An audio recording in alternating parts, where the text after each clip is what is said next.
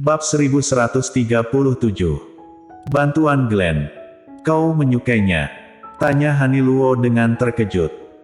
Dengan jengkel Gita menggeleng dan berkata, kita baru kenal berapa hari. Bagaimana bisa secepat itu membicarakan suka atau tidak? Benar, kita tunggu dan amati dulu saja, aku curiga ada sesuatu dengan pemuda itu. Hah? Gita terkejut, ia tak menyangka Haniluo memiliki pikiran yang sama dengannya. Ia juga merasa, pasti ada sesuatu dengan Stefan Lee, tapi ia tak tahu, apakah itu.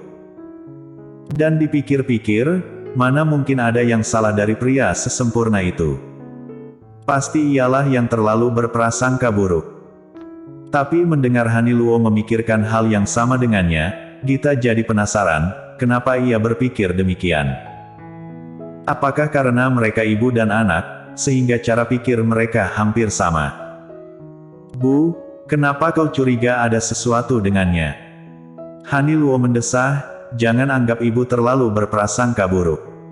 Kau adalah putriku, ibu tentu menginginkan yang terbaik untukmu.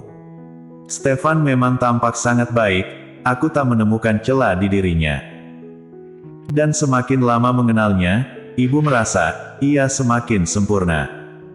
Tapi tidakkah kau heran, bagaimana bisa pria sesempurna itu tak memiliki kekasih? Apakah tak ada yang mau dengannya? Apakah ia harus menunggu dijodohkan dulu, baru menikah? Tapi sudah zaman apa ini, kemungkinan itu sangat kecil. Maka ibu merasa, pasti ada sesuatu dengannya, tapi apakah itu, kita hanya bisa menunggunya menunjukkannya. Gita merasa perkataan Haniluo sangat benar, sama seperti yang dipikirkannya. Sebenarnya, aku juga berpikir demikian. Tapi sepertinya tak ada yang salah dengannya, mungkinkah ia terlalu sibuk bekerja? Tak baik menuduh orang lain yang bukan-bukan. Haniluo mengangguk mendengarnya. Mungkin saja. Mungkin tak banyak rekan kerja wanita di kantornya, atau seluruh rekan wanitanya telah menikah, maka ia hanya bisa mengharapkan kencan buta. Mereka pun tak membicarakannya lebih lanjut. Haniluo menyuruh Gita mempertimbangkannya sendiri. Saat tiba di restoran ramen itu, Glenn mendapati sesosok pria asing di dalam. Dan ia terus berada di dekat Gita dan mengobrol dengannya. Begitu melihatnya, sekujur tubuh Glenn mengeluarkan aura yang mengintimidasi. Meski masih kecil, mungkin karena mewarisi sikap Golden Ye, sejak kecil ia telah sangat mengintimidasi. Saat Stefan Lee keluar, ia terkejut mendapati kedatangan anak kecil itu.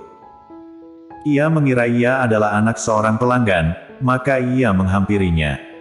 Hei nak, kau ingin makan ramen? Ia tersenyum ramah, tampak sangat baik.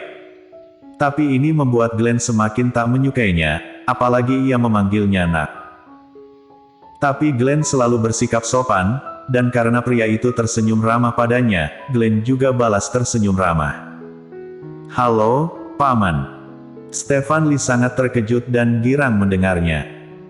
Ia sangat sopan, wajahnya juga sangat tampan, bisa ditebak, latar belakang keluarganya pasti cukup baik. Stefan Lee menatap ke sekeliling dengan penasaran. Melihatnya, Glenn bertanya, Paman mencari apa? Orang tuamu, apakah kau datang kemari dengan ayah atau ibumu? Glenn mengerjap. Dengan ibuku. Di mana ibumu? Untuk apa Paman mencarinya? Stefan Lee tertegun mendengar pertanyaan ini. Ia mengira, anak itu akan langsung menjawab pertanyaannya dan menunjukkannya. Tak disangka, ia bertanya demikian. Ia hanya bisa berkata, Paman akan mengantarmu ke ibumu. Kenapa aku harus ke sana, tak bolehkah aku duduk di sini? Mendapati anak itu cukup keras kepala, Stefan Lee akhirnya mengangguk, tentu boleh, kau ingin makan ramen. Paman traktir. Bisakah? Tanya Glenn dengan ekspresi lugu, apakah restoran ini milik Paman? Iya. Melihatnya sangat menggemaskan, Stefan Lee mengulurkan tangan, hendak mengelus kepala Glenn. Tapi Glenn melangkah mundur dan menghindarinya. Dalam hati, Glenn mengumpat. Belum ada hubungan apapun dengan Bibi Gita, sudah menganggap restoran ramen ini miliknya. Stefan Lee yang tak menyadari bahwa Glenn sedang mengumpatnya dalam hati berkata, "Kenapa? Paman traktir kau ramen, oke. Ayo naik ke lantai 2. Saat hendak menjawab, tiba-tiba Glenn melihat sosok yang familiar. Ia segera berkata, "Mommy sudah datang." Di mana dia?" Glenn mengulurkan tangan, saat menoleh, Stefan Lee mendapati Gita sedang berjalan ke arah mereka. Awalnya, Stefan Lee tak mengerti, ia kembali bertanya, "Di mana momimu?" "Aku tak melihatnya." "Itu, yang mengenakan sweater kuning." Stefan Lee tertegun, lalu detik selanjutnya, bibirnya bergetar. Apa maksudmu? Yang mengenakan sweater kuning itu ibumu?" "Nak, apakah kau tak salah?" "Tidak," kata Glenn sambil tersenyum. Wajah pria itu memucat, lalu urat-urat biru tampak di permukaan kulitnya, tampak sangat geram. Bibirnya gemetaran. "Paman, kau kenapa?" tanya Glenn dengan penasaran.